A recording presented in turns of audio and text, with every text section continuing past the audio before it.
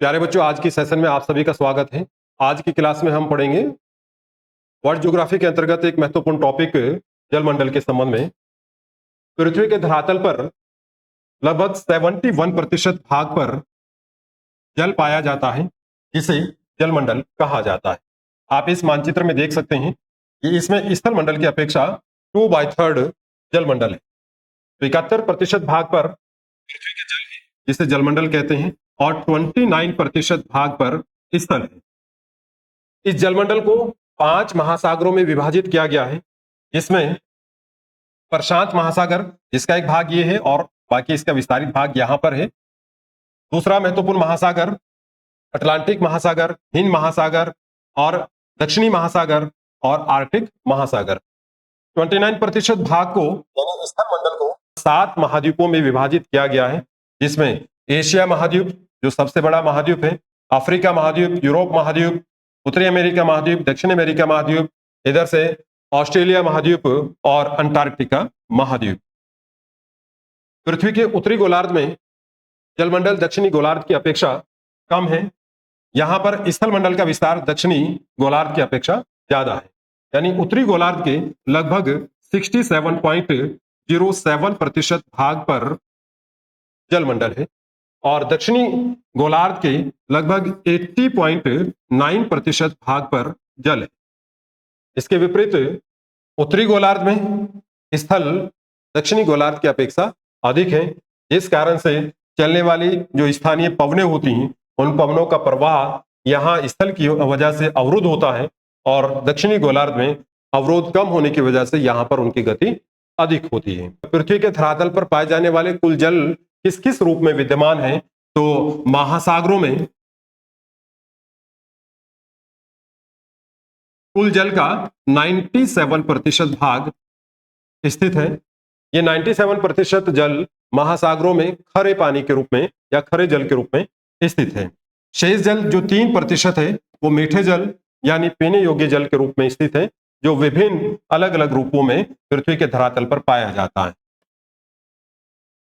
Him के रूप में यानी बर्फ के रूप में उत्तरी गोलार्ध तथा दक्षिणी गोलार्ध में तथा विभिन्न पर्वतों के ग्लेशियरों में लगभग 2% स्थित है, जबकि भूमिगत जल के रूप में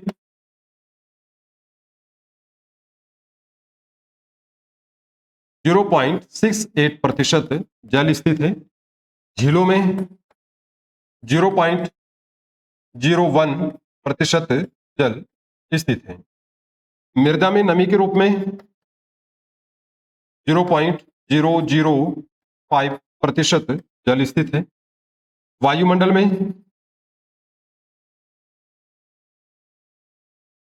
में नमी के रूप में 0.001% जल स्थित है और नदियों में 0.0001% जल स्थित है। ये जल का वितरण है। महासागरों में 97%, हिमानी के रूप में उत्तरी ध्रुव तथा दक्षिणी ध्रुव तथा विभिन्न ग्लेशियरों में 2% जल, भूमिगत जल 0.68%, झीलों में 0.01% और मृदा में नमी के रूप में 0.005%, वायुमंडल में नमी के रूप में कुल जल का 0.001% तथा नदियों में 0.001% जल पाया जाता है। ये जल जो 3% जल है, ये पीने योग्य स्वच्छ जल के रूप में पाया जाता है, जिसमें सर्वाधिक जल भूमिगत जल का उपभोग पीने के लिए किया जाता है। महासागरों के अंतर्गत या महासागरों के नितल पर प्रमुख उच्चावच किस रूप में है?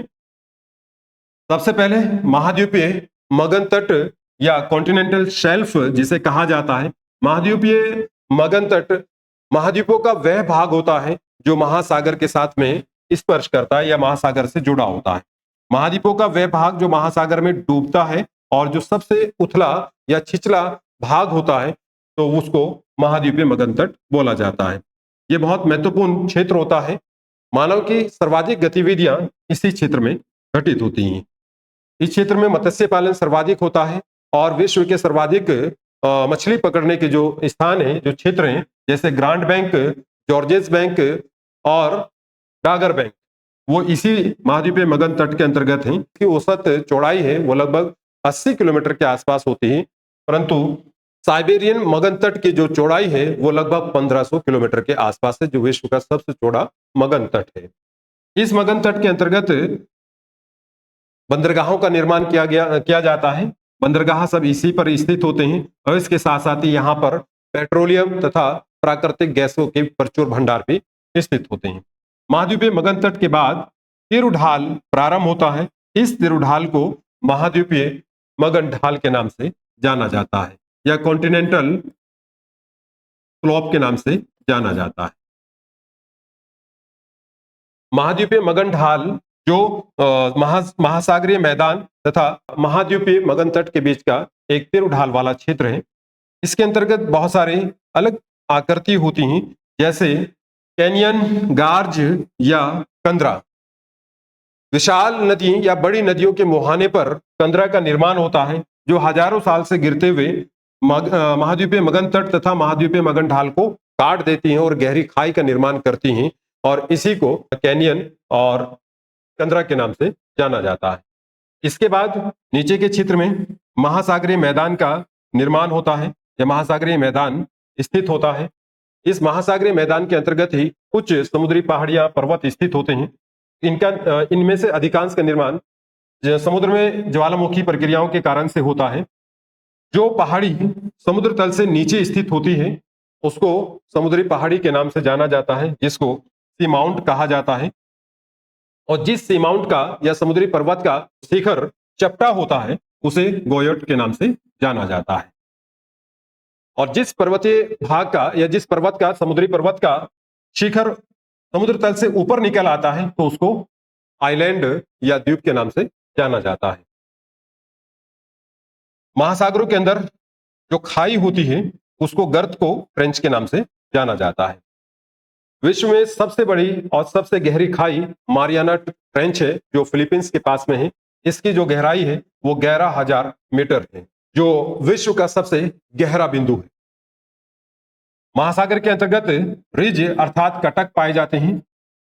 कटक का निर्माण मुख्य रूप से संरचनात्मक प्लेटों के किनारों पर होता है, क्योंकि संरचनात्मक प्लेटें एक दूसरे को प्रतिकर्षित करती हैं, अपसारित करती हैं, जिसके कारण से पृथ्वी की मध्य परत यानी मेंटल की ऊपरी परत एथनोस्फीयर में जो तरल पदार्थ होता है, मैग्मा, वो धीरे धीरे निकल करके बाहर आता है और एक स्थलाकृति का निर्माण करता है, जिसको कटक के नाम से जाना जाता है।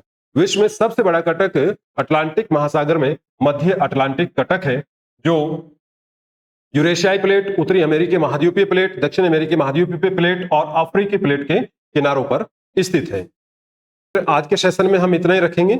नेक्स्ट सेशन में हम विश्व के 5 महासागरों के विषय में विस्तार से अध्ययन करेंगे। धन्यवाद।